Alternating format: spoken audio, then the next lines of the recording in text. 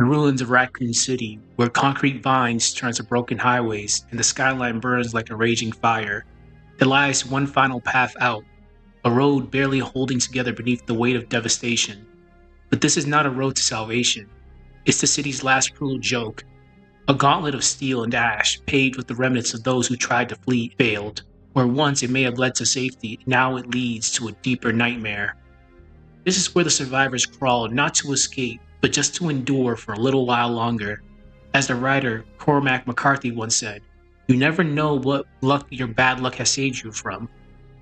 But here, in the end of all things, there is no lesser evil, only new monsters waiting at every bend and the bitter truth that some roads were never meant to be traveled. This is End of the Road, the final chokehold of Raccoon City's wrath, where every breath is borrowed, and every step is a forward step further from what you used to be. The city is dying, and it intends to take everyone with it. David King is a man of few words. He keeps to himself, not because he's hiding something, but because it doesn't matter anymore. In a world with a dead walk and the air itself carries death, names, and memories, and regrets, this can be seen as a luxury. He speaks through action, through the weight of a wrench and a knife swung with expert precision. To others, he is a mystery, not just in his past, but in his quiet, brutal efficiency. There is a familiarity to the violence of his movements, a haunted rhythm in the way he handles danger. He's not cruel, he's not kind, he does what needs to be done. But silence has its own weight, and David carries on more than he lets on. No one knows what David did before the fall of Raccoon City, but whatever it was, it taught him one truth. In this world, survival isn't noble, it's necessary. And yet, in the rare moments between chaos, there's a flicker in his eyes.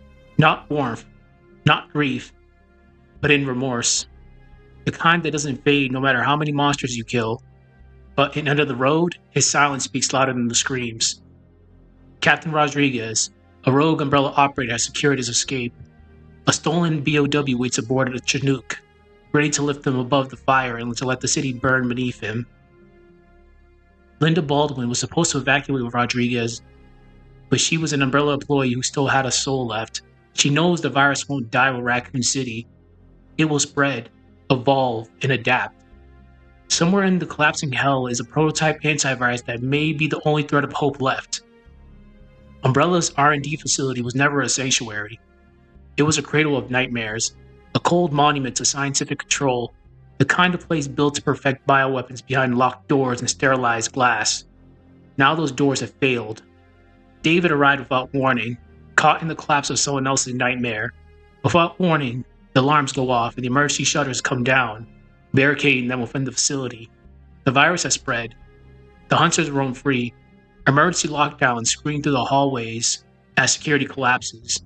Fires rage on, making the facility a hell on earth. There is an attempt to restore order, but there is no order left. Just the final echoes of a corporation choking on its own ambition. David doesn't see a laboratory. He sees a tomb.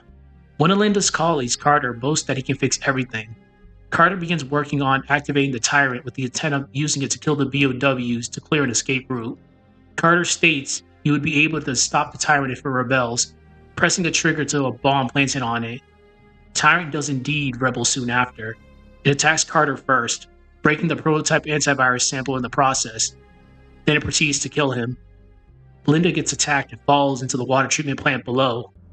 After Carter's death and Linda's fall, David is forced to flee to the treatment facility to escape the rogue Tyrant. He continues to endlessly chase him throughout the facility. David escaped the treatment facility and found Linda lying in the floor of the drainage area. Then suddenly, an influx of water begins to flow through the facility's tunnels, sweeping them down into the sewers. Linda is able to escape first and gains access to the city streets via a manhole. Ironically enough, this is outside the Apple Inn, the location of an earlier scenario, Hellfire. She gets outside the Apple Inn where she gets shot by a UBCS member, Arnold, who has orders to kill Rodriguez and recover the BOW container he has. Arnold begins shooting for sport, zombies, BOWs, and survivors alike. David takes refuge inside of the Apple Inn to escape the gunfire. He finds Linda alive, unable to move on her own due to the gunshot wound she just sustained. David must escort an injured Linda while trying to find a way to escape. They are shocked to see that landmines have been placed in the surrounding area, thus making their progress more dangerous. Unfortunately, this delayed them making it to Rodriguez, who had taken off via helicopter. While avoiding numerous dangers, they made their way to the Raccoon Beer Office building used by the UBCS as a base that could lead to the highway overpass. In a twist of fate, the helicopter Rodriguez was piloting was shot at, which caused the container he was carrying to fall. The container drops on the overpass and is damaged. Within the container, the creature Nyx escapes confinement and kills the UBCS operatives that were on the overpass. David, with Linda in tow, makes it to the highway overpass via the rooftops. David encounters Nyx, who has absorbed the tyrant into its being. After a grueling encounter, he is victorious. Upon his death, he was able to commandeer a truck and drive out of the city as it was about to be destroyed. The missiles fell, and with them, the last light of Raccoon City was smothered beneath the clouds of fire and ash. What was once a living city, corrupt, yes, but alive, is now nothing more than a scar on the earth. A name whispered only by the dead and the damned. For those who survived its final hours, there was no cheering, no relief, just silence. And the endless road stretching ahead, hollowed by loss. David didn't celebrate. He didn't mourn. He drove the truck forward with the same grim focus he fought through every nightmare with. Hands steady, eyes locked ahead. Not because he was brave, not because he was strong, but because there was no other choice. Man is not made for defeat. A man can be destroyed but not defeated. Ernest Hemingway.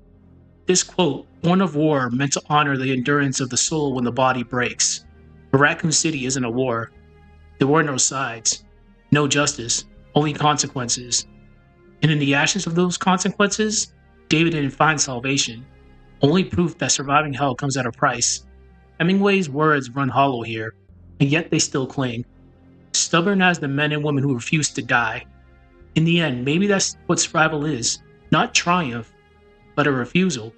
A refusal to be erased, to be forgotten, to let the city have the last word. Raccoon City was destroyed and left behind a legacy of death and corruption. But we must ask ourselves, if you walk out of hell with nothing but ghosts of who you were, did you really escape?